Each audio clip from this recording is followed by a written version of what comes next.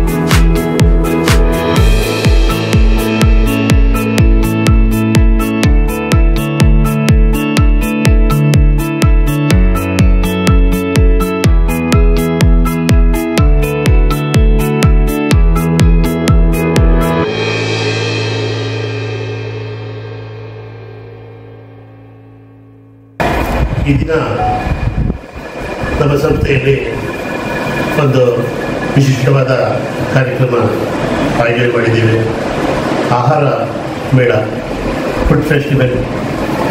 ಒಂದು ನಮ್ಮ ಸಂಸ್ಥೆಯ ಎಲ್ಲ ಸಿಬ್ಬಂದಿ, ವಿಶೇಷವಾಗಿ ನಮ್ಮ ಮಹೇಶ್ ಸಹ ಸಿಬ್ಬಂದಿಯವರ ಉತ್ಸುಕತೆಯಿಂದ ಮತ್ತು ಅವರ ನಾಯಕತ್ವದಲ್ಲಿ ಈ ಒಂದು ಆಹಾರ ಮೇಳವನ್ನು ಆಯೋಜನೆ ಮಾಡಿದ್ದೇವೆ.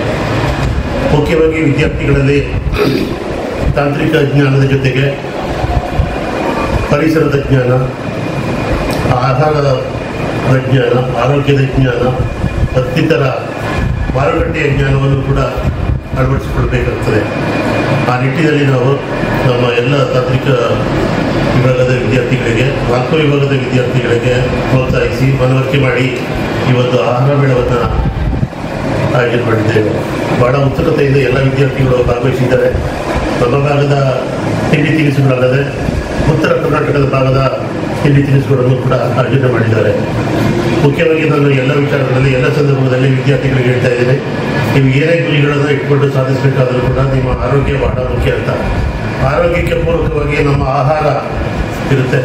ಆಹಾರದಲ್ಲಿ 2 ವಿಧ, ರುಚಿ ಮತ್ತು ಶುಚಿತ್ವ ಕಾಪಾಡ್ಕೋಬೇಕು ಅಂತ ಬಂದವರು ಕೂಡ ಹೇಳ್ತಾ ಇದ್ದೆ. ಮತ್ತು ಕಾಸ್ಟ್ ಮತ್ತು ಕ್ವಾಲಿಟಿ ಬ್ಯಾಲೆನ್ಸ್ ಮಾಡಬೇಕು ನೀವು ಅಂತ. ಯಾಕಂತಂದರೆ ಇತ್ತೀಚಿನ ದಿನಗಳಲ್ಲಿ ಕಾಸ್ಟ್ ಬಗ್ಗೆ ಯೋಚನೆ ಮಾಡ್ತಾರೆ, ಕ್ವಾಲಿಟಿ ಬಗ್ಗೆ ಯೋಚನೆ ಮಾಡಲ್ಲ. ಕಾಸ್ಟ್ ಕೂಡ ಇರಬೇಕು, ಕ್ವಾಲಿಟಿ ಕೂಡ ಇರಬೇಕು, ಅದನ್ನೆಲ್ಲ ನೀವು ಗಮನದಲ್ಲಿಟ್ಕೋಬೇಕು ಅಂತ ಹೇಳಿದ್ದೆ. ಒಟ್ಟಾರೆಯಾಗಿ ವಿದ್ಯಾರ್ಥಿಗಳು ತಾಂತ್ರಿಕ ಜ್ಞಾನ ಪಡೆದು ಪದವಿ ಪಡೆದು ಹೊರಗಡೆ ಬಂದ ನಂತರ ಅವರಿಗೆ ಒಂದು ಉದ್ಯೋಗಾವಕಾಶ ಪ್ರಯತ್ನ ಮಾಡ್ತಾ ಇರ್ತಾರೆ. ಇದರಲ್ಲಿ ಉದ್ಯೋಗದ ವಿಚಾರಗಳು ಕೂಡ, ಲಾಭಾಂಶದ ವಿಚಾರಗಳು ಕೂಡ, ಮಾರುಕಟ್ಟೆ ವಿಚಾರಗಳು ಕೂಡ, ಅವರು ಇಲ್ಲಿ ತೊಡಗಿಸಿದಂಥ ಮೊತ್ತಕ್ಕೆ ಏನಾದರೂ ಒಂದು ಲಾಭಾಂಶ ಬರುತ್ತಾ ಗಮನದಲ್ಲಿ ಇಟ್ಕೊಡಿ. ಲಾಭ ಮಾಡಬೇಕು.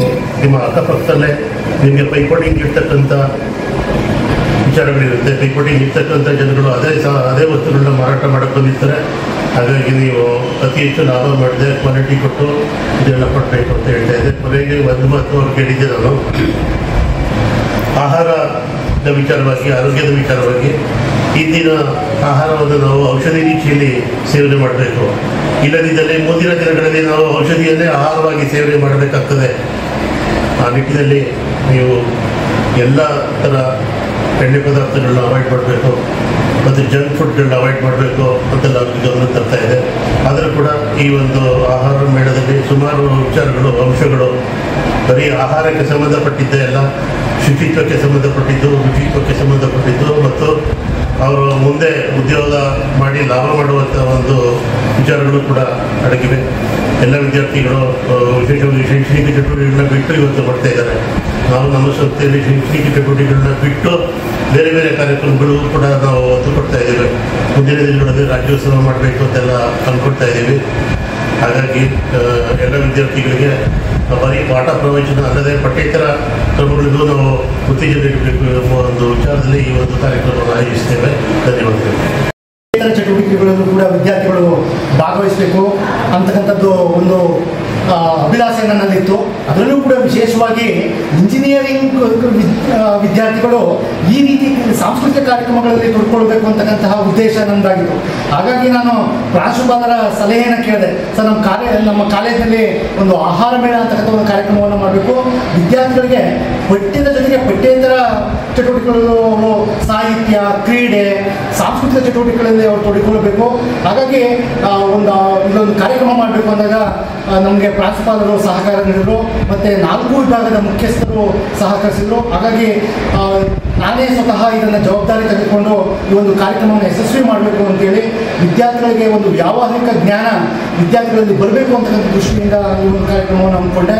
ನಾನು ಮುಂದೆ ನನ್ನಲ್ಲಿದೆ, ಅದರಲ್ಲೂ ಸೈನ್ಸ್ ವಿದ್ಯಾರ್ಥಿಗಳಿಗೆ, ವಿಜ್ಞಾನ ಓದ್ತಕ್ಕಂಥ ವಿದ್ಯಾರ್ಥಿಗಳಿಗೆ, ಇಂಜಿನಿಯರಿಂಗ್ ವಿದ್ಯಾರ್ಥಿಗಳಿಗೆ ರಂಗಕುಣಿತ ಅಂತಕ್ಕಂತಹ ಒಂದು ವಿಶೇಷವಾದಂಥ ಒಂದು ಕಾರ್ಯಕ್ರಮವನ್ನು ಹಮ್ಮಿಕೊಂಡು ಅವರಲ್ಲಿ ಭಾರತೀಯ ಸಂಪ್ರದಾಯವನ್ನು ಉಳಿಸ್ತಕ್ಕಂತಹ ಒಂದು ಜವಾಬ್ದಾರಿಯನ್ನು ನಾವು ಹೊತ್ಕೊಳ್ಬೇಕು ಅಂತಕ್ಕಂಥದ್ದು ನನ್ನ ಉದ್ದೇಶ ಆಗಿದೆ. ಹಾಗಾಗಿ ಒಂದು ಪೌರಾಣಿಕ ನಾಟಕವನ್ನು ಕಲಿಸ್ತಕ್ಕಂಥದ್ದು ವಿದ್ಯಾರ್ಥಿಗಳಲ್ಲಿ, ರಂಗಕುಣಿತವನ್ನು ಕಲಿಸ್ತಕ್ಕಂಥದ್ದು, ಕ್ರೀಡೆಗೆ ಹೆಚ್ಚು ಒತ್ತನ್ನು ಕೊಡ್ತಕ್ಕಂಥದ್ದು.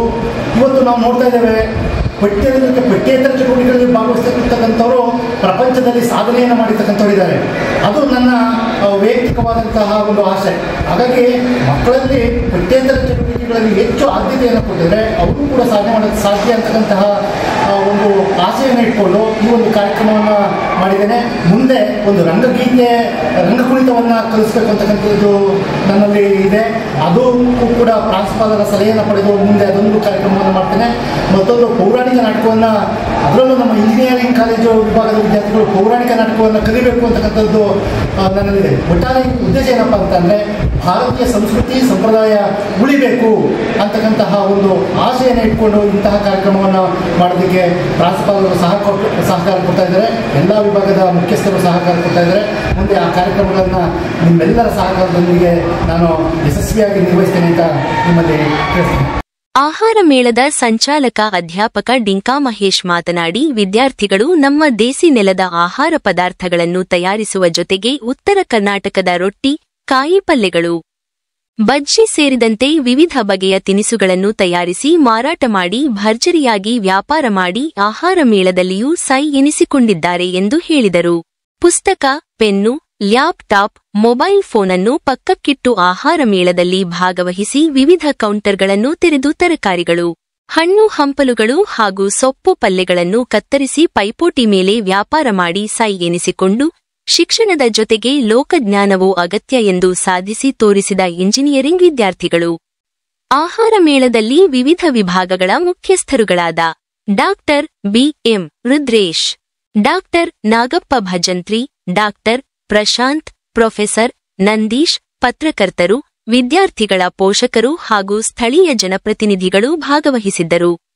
ವರದಿ ಕೆ.ಆರ್. ನೀಲಕಂಠ, ಕೃಷ್ಣರಾಜಪೇಟೆ, ಮಂಡ್ಯ.